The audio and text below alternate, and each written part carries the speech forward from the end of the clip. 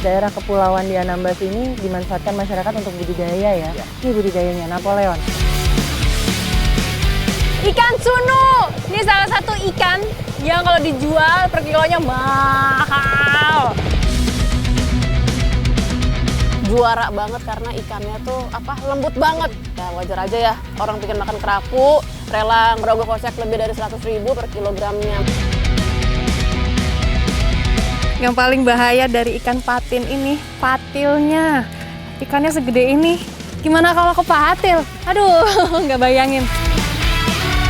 Wah, ini ada banyak banget ikannya. Luar biasa sekali. Sebelah saya melaut, saya disambut oleh sekumpulan lumba-lumba yang banyak sekali sedekat itu.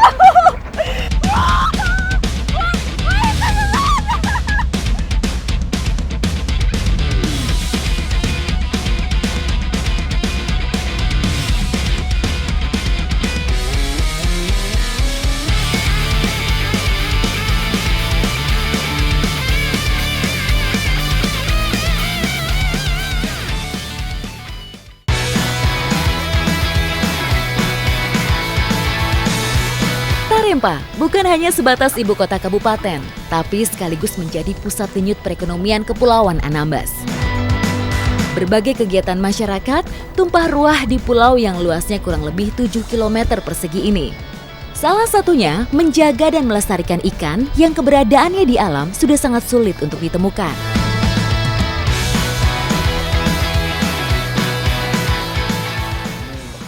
Halo Pak. Halo. Lihat-lihat ikannya ya Pak, saya lihat ya. Jadi memang 96% daerah kepulauan di Anambas ini dimanfaatkan masyarakat untuk budidaya ya.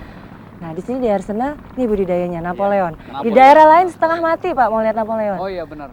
Di sini bisa dibilang overpopulasi. Satu kolam ini isinya 500. Makanya kita tidak bisa dikatakan wilayah yang Napoleonnya mau punah. Ini buktinya, kita bisa lihat. Kita punya ribuan, puluhan ribuan atau ratusan ribuan ekor. Banyak banget. Napoleon yang ada di sini. Keren banget loh, ini keren banget. Dan ini memang hanya ada di Anambas. Iya. Ini. Kita yakin hanya ada di Anambas. Kita keliling-keliling boleh lihat Pak? Boleh. Boleh. Iya. Bagi sebagian masyarakat Anambas, membesarkan ikan Napoleon menjadi bagian dalam menjaga identitas yang sejak ratusan tahun sudah sangat identik dengan Pulau Anambas. Para pemilik keramba ini adalah orang-orang peduli terhadap kelestarian ikan yang dilindungi ini. Rata-rata sudah mengantongi izin dari Dinas Kelautan dan Perikanan serta Kementerian Lingkungan Hidup dan Kehutanan. Untuk perawatannya sendiri Napoleon ini gimana Pak? Apa seperti sunuk gitu atau gimana? Tidak, kalau sunuk ini perawatan dia rumit. Kalau ini? Kalau Napoleon ini gampang. Lebih sederhana, Lebih simple. sederhana. Boleh dikatakan nggak ada perawatan. Kasih makan aja gitu? Ya, kasih makan aja. Maksud tingkat kematiannya nggak ribet gitu nggak? Enggak. Tingkat kematian dia kecil sekali kalau Napoleon. Oke. Napoleon termasuk ikan yang memerlukan waktu lama untuk mencapai usia produktif. Dalam fase hidupnya, menjadi matang secara seksual pada usia 5-7 tahun. Ikan berkepala besar ini termasuk ikan karang besar yang hidup pada daerah tropis. Hidup soliter dengan memangsa hewan moluska dan krustasea yang hidup di sekitar karang. Napoleon memiliki perilaku unik, yaitu mengasah giginya pada karang padat sehingga meninggalkan bekas goresan yang sangat menarik.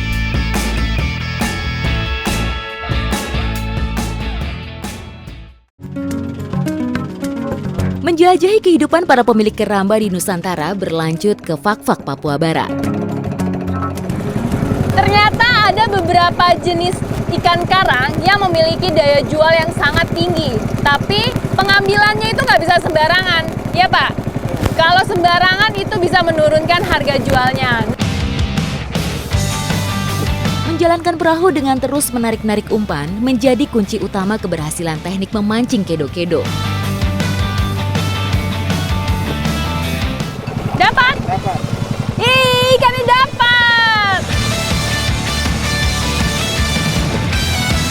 Ini cara nariknya, nggak boleh buru-buru, harus pelan-pelan sekali. Karena kan kondisi ikannya tuh harus tetap hidup.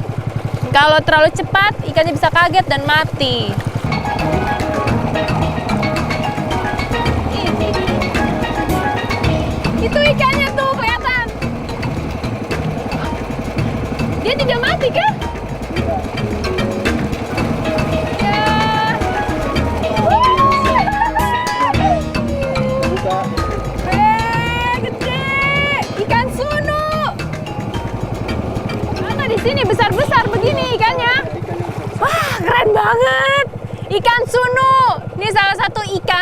yang kalau dijual per kilonya mahal.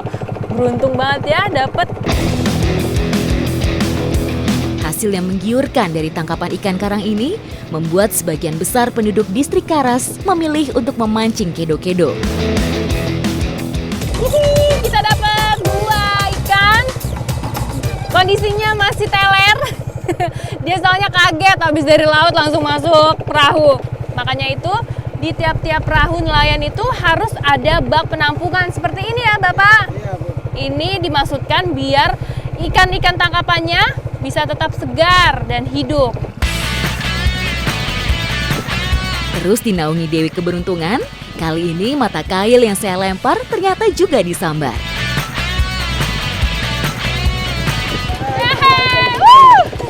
Dapat lagi. Senang sekali. Cuman yang ini lebih kecil daripada yang tadi, Bapak. Tidak masuk ukuran itu. Kita harus dilepaskan. Tidak masuk ukuran? Iya.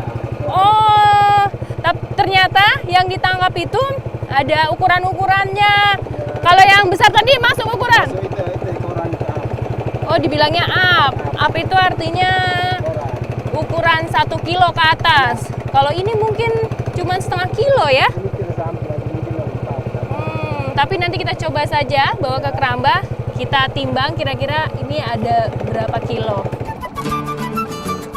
Keramba inilah yang menjadi pemberhentian bagi nelayan kedo-kedo di perairan Karas. Ini kita sudah sampai di kerambanya. Ikan yang sudah kita pancing, yang kita dapat tadi pagi, akan ditimbang dan dijual di sini. Mudah-mudahan ukurannya pas ya, masuk untuk dijual. Lihat dong. Ya, gede sekali kan. Minimal harus 0,6 kg. Itu kurang dari 0,5 ya? Iya.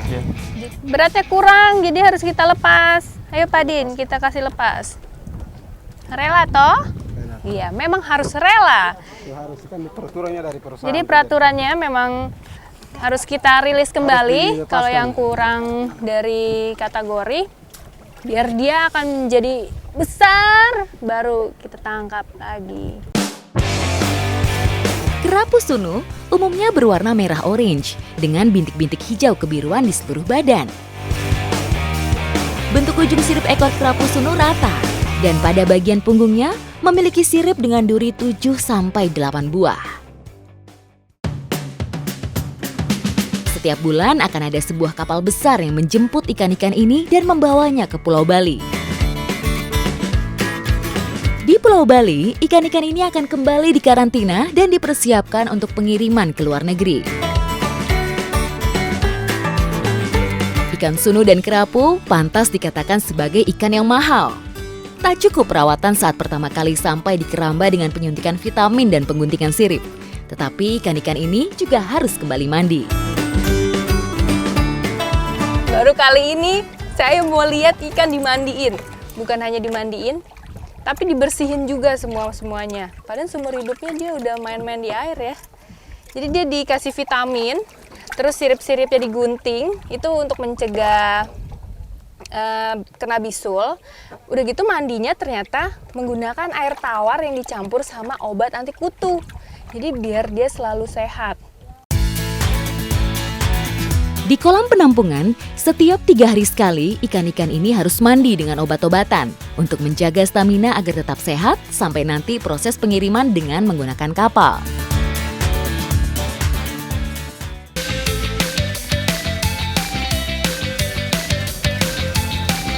Petualangan berlanjut ke Kabupaten Situbondo, Jawa Timur. Situbondo adalah salah satu daerah penghasil kerapu terbaik di Indonesia.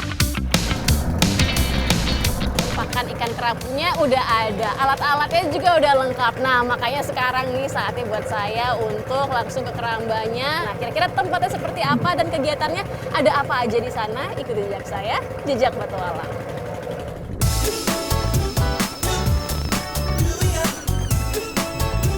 Ada lebih dari 30 pemilik keramba yang melakukan budidaya kerapu di sini. Budidaya dilakukan dalam keramba dengan ukuran 3 x 3 meter.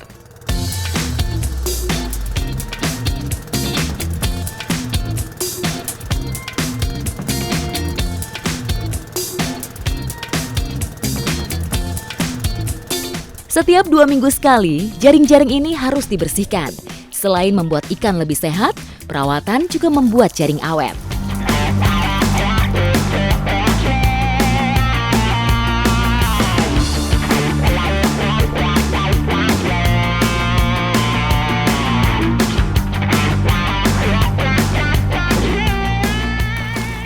Lapar banget dia, langsung nyaplok-nyaplok.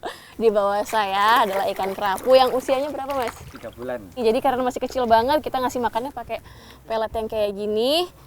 Biar bisa dicerna juga, setelah dikasih makan, kita harus kasih perlindungan ekstra, yaitu ditutup.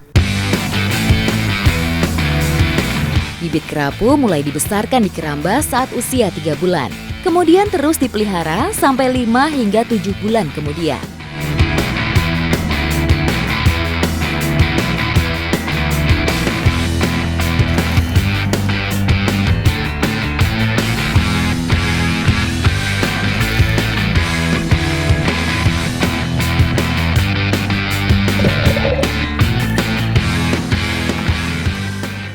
Udah kenyang, tapi tadi makannya sempet geragas banget sampai kaget. Nah, Mas, selain ikan runca, mereka tuh biasa dikasih makan apa lagi sih? Kepala udang. Kepala udang. Ada bedanya gitu nggak sih kalau dikasih makan ikan ini sama kepala udang? Ada pertumbuhan. Biasanya kalau pakai runca lebih cepat. Kira-kira kalau runca berapa lama tuh pertumbuhannya? 8 bulan kita bisa panen. Kalau kepala udang bisa 10 bulan.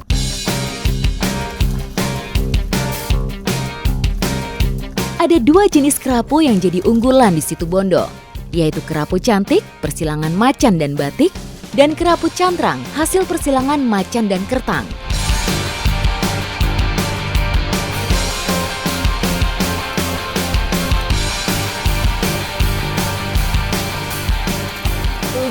Kita mau ngambil hari ini berapa?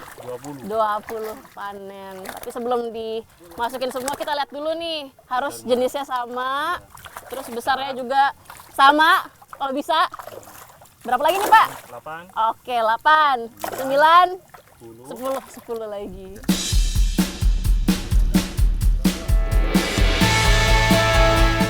Setelah berusia 8 hingga 10 bulan, kerapu akan memiliki berat 5 hingga 8 ons per ekornya. Kerapu ukuran inilah yang siap untuk dijual.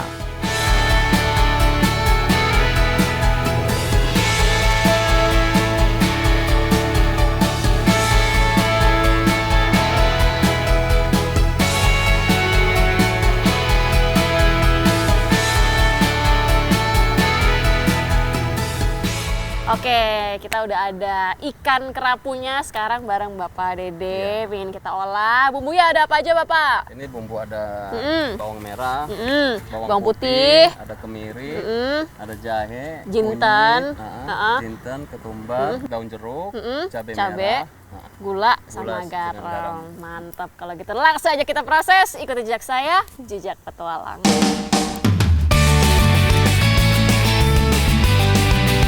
Bumbu ikan bakar Situbondo hampir sama dengan daerah lainnya. Bedanya adalah adanya asam jawa sebagai tambahan. Wanginya tuh udah wangi asam, seger, udah pingin dimakan. Langsung aja kita masukin ke proses selanjutnya.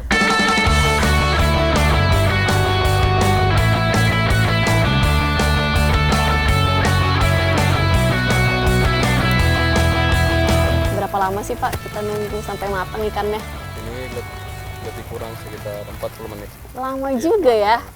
Kenapa? Karena ikan kerapu ini kan kulitnya tuh tebal.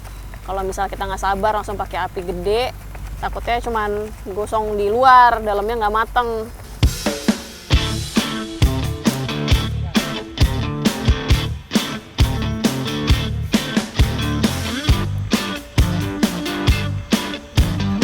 Rasanya tuh asin udah pasti, manis ada, asamnya ada tapi nggak dominan. Saya pikir tuh bakal kencang banget asamnya.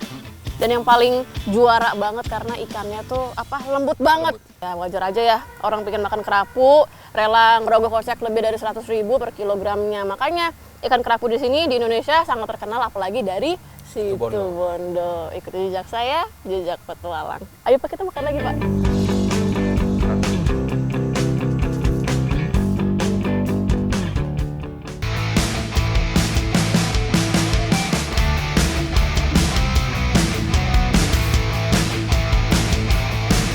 Saatnya menjelajah kehidupan keramba air tawar.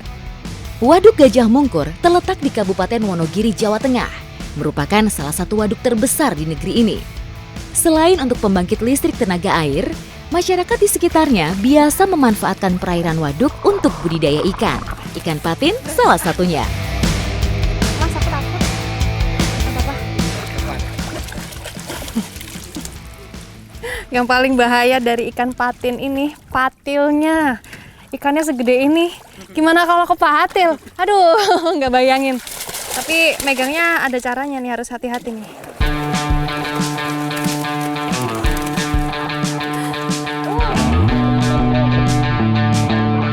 Wah.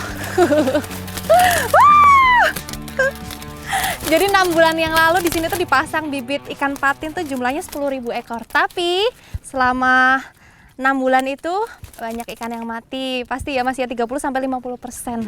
Yang kita panen berarti jumlahnya kurang lebih 5.000 sampai 7.000 ekor ya. Hampir setiap hari selalu saja ada kegiatan panen keramba ikan di sini. Baik itu ikan patin maupun ikan lainnya seperti nila dan ikan mas.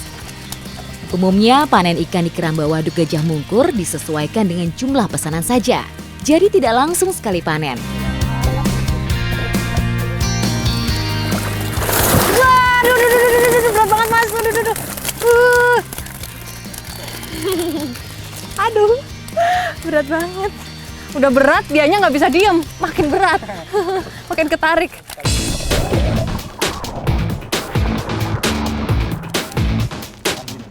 Ternyata panen ikan bukan pekerjaan yang mudah ya Pak. Aduh. Berat ikan-ikan sekitar 400 hingga 500 gram per ekornya. Panen ikan di keramba sebaiknya dilakukan saat pagi atau sore hari untuk menghindari besarnya resiko kematian akibat panas terik matahari saat diangkat dari air. Ini sama masnya diisi makin banyak nih Mas. Ya harus hati-hati, harus jaga keseimbangan, kalau enggak nyebur saya.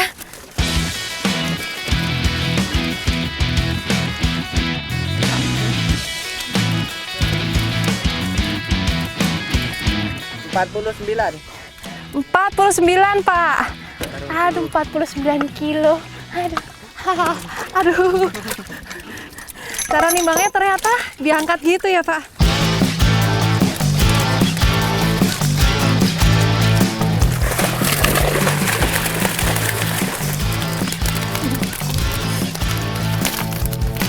Aduh. Nyebur enggak, basah iya. Tuh. Kali ini, ikan seberat 3 kuintal akan diangkat dari keramba untuk dikirim keluar. Panen kali ini harus menjaga ikan tetap hidup sesuai permintaan pelanggan. Ada cara tersendiri bagi nelayan keramba di Gajah Mungkur ini untuk menjaga dan membawa ikan ke pinggir waduk supaya tetap segar. Gini nih cara mindahin ikan patin supaya tetap hidup. Jadi dibawa naik perahu, terus bawanya tuh harus pelan-pelan banget dan ekstra hati-hati karena ikan patin ini punya patil. Kalau kita bawanya terlalu kenceng, nanti saling matil teman-teman yang lainnya, teman-teman ikan patin yang lainnya. Terus sampai sana bisa mati ya. Selain itu, beban untuk membawa ikan sebanyak 300 kg tentu tidak mudah. Harus menjaga laju perahu supaya seimbang. Dan ikan-ikan patin tidak stres saat sampai di tepi waduk. Rezeki emang nggak kemana. Nih dikasih sama Bapak. Satu lagi nih Mbak. Wih, makasih Pak. Ini habis panas-panasan, perut keroncongan, mau ngapain lagi? Kita olah ikannya. Ikuti jejak saya, jejak petualang.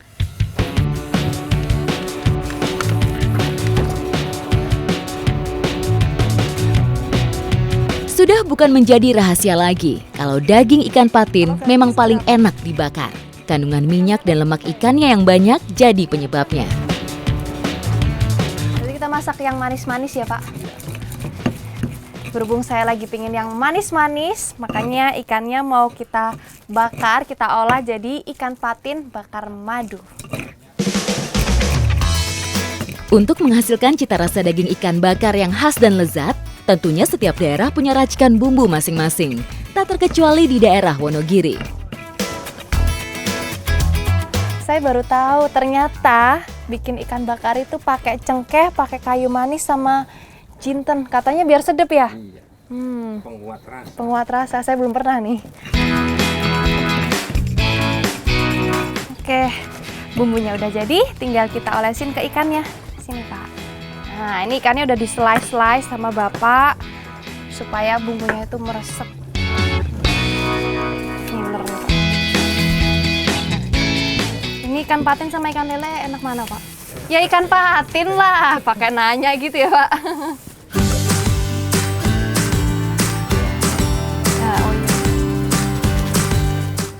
Iya, beratnya bumbunya udah dioles, sekarang tinggal kita bakar. Besar banget. Supaya bumbu semakin meresap, mengolesinnya tidak cuma sekali. Bahkan saat di atas panggangan juga tetap harus diolesin. Nah, ini mah yang di restoran kalah.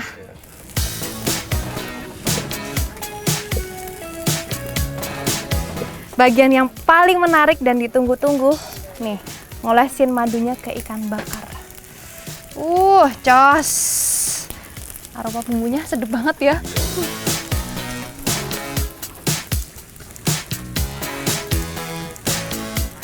Yuk Pak, udah matang nih Pak. Gosong malah. Aduh. Ternyata nggak perlu nunggu waktu lama-lama ikannya udah matang karena panasnya double dari matahari sama dari areng. Tak salah memang racikan bumbu dari Pak Tobing. Perpaduan aroma bumbu dan daging ikan bakar benar-benar membuat rasa lapar saya naik ke level menjadi lapar banget. Gosong, nggak apa-apa. Ini kayak ngelengoh gitu ya. Ini bukan ngelengoh ini karena madunya. Tapi justru ini yang bikin menggoda, bikin tergoda ya. Enak. Wah, tenan. Mantap. Nih, ikan patin paling cocok dimakan sama sego tiwul.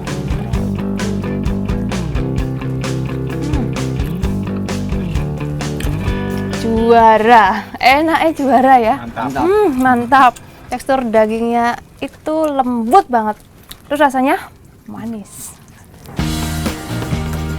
Daging ikan segar yang kaya nilai gizi, bumbu rempah yang banyak manfaat, serta madu yang menyehatkan.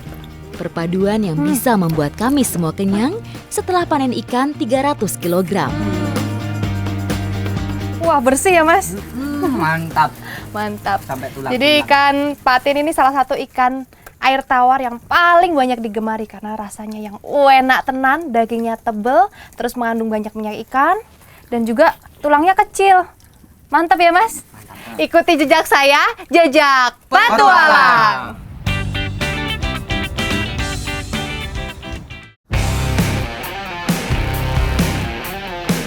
Berada di wilayah Laut Jawa, Kepulauan Seribu memiliki potensi kelautan yang beragam. Ekosistemnya menjadi habitat bagi ikan-ikan dan biota laut bernilai tinggi. Saya mau mencari ikan, tapi bukan hanya mencari ikan, saya juga mau melakukan hal yang bisa membantu kelestarian ikan. Ikuti jejak saya, jejak petualang.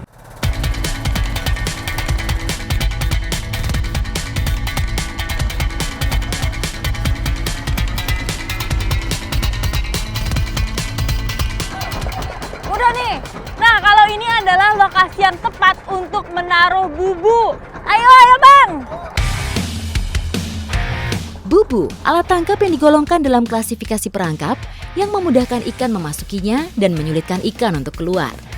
Ukurannya bervariasi dan dibuat berdasarkan kebutuhan. Biasanya diletakkan di dasar perairan. Nah, jadi umpan yang kita pilih ini adalah bulu babi karena dia ini mudah didapatkan dan yang terpenting adalah dia ini memiliki bau amis. Jadi ikan-ikan predator akan tertarik nih untuk masuk ke bubunya.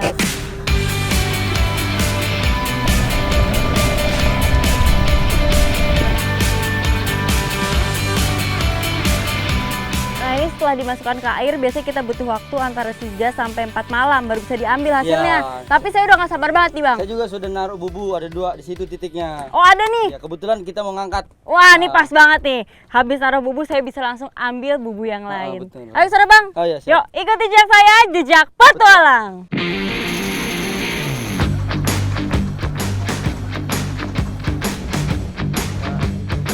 Ya ini udah titiknya nih pengangkatan. Ya. Nah ini kita udah sampai di titik bubu yang udah mau diangkat. Nah saya mau ikutan nih, makanya saya mau nyelam dan mau lihat gimana keindahan bawah laut Kepulauan Seribu. Ayo Bik. Yuk.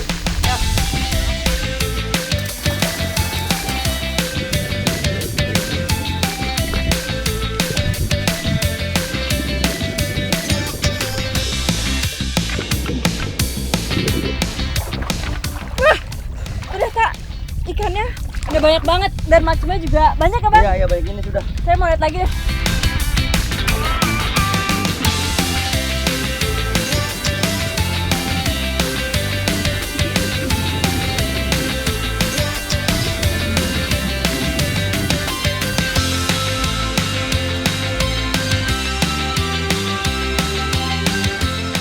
Wah, ini ada banyak banget ikannya.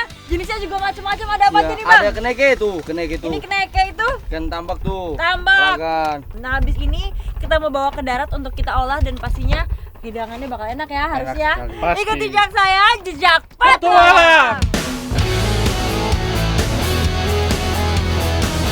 Petualangan bertambah seru saat sekumpulan lumba-lumba menari di tengah laut.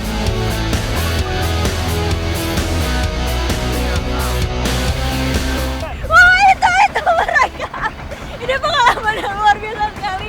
Setelah saya melaut, saya disambut oleh sekumpulan lumba-lumba yang banyak sekali sedekat itu. Mamalia laut yang senang hidup berkelompok ini seakan memberikan isyarat, mengerti dan mengingatkan kepada manusia akan pentingnya lautan bagi kehidupan. Dia benar-benar sedekat ini dan ini benar-benar adalah momen yang sangat langka. Kalau jarang terjadi apalagi sebanyak ini. Wah!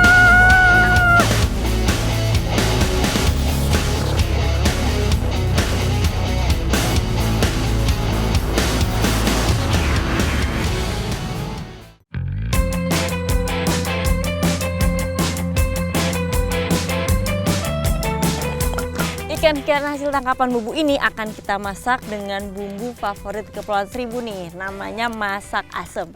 Untuk membuat masak asem ini bumbunya sederhana aja nih, cuman bawang, cabai, kunyit, jeruk, dan daun salam. Tapi ada yang nggak boleh ketinggalan, sesuai dengan namanya masak asem kita harus menggunakan asam. Yang kita gunakan ini adalah asam hitam.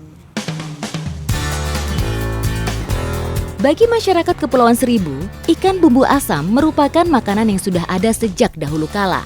Rasanya khas, membuat yang mencobanya akan merasa ketagihan dan membuat nafsu makan terus bertambah.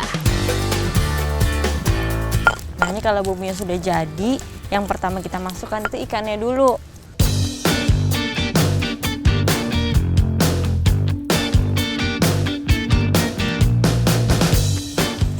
Nah ini kita juga nggak lupa kita peraskan jeruk nipis di atas ikannya supaya bau amisnya hilang.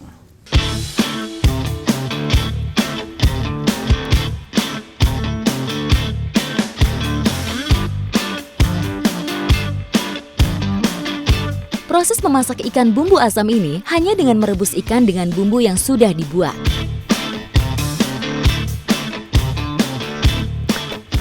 Aromanya sudah harum sekali, sudah matang, bisa langsung kita santap bersama keluarga Ibu Ida. Tak hanya potensi alamnya yang saya nikmatin di Kepulauan Seribu, melainkan keramahan masyarakat dalam segala situasi, termasuk saat makan bersama.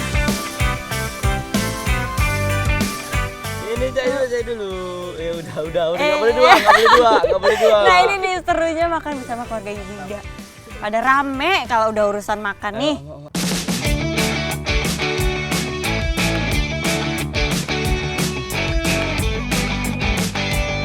Sesuai namanya masak asam, rasanya pun asam segar ditambah pedas, terus dagingnya juga ini lembut.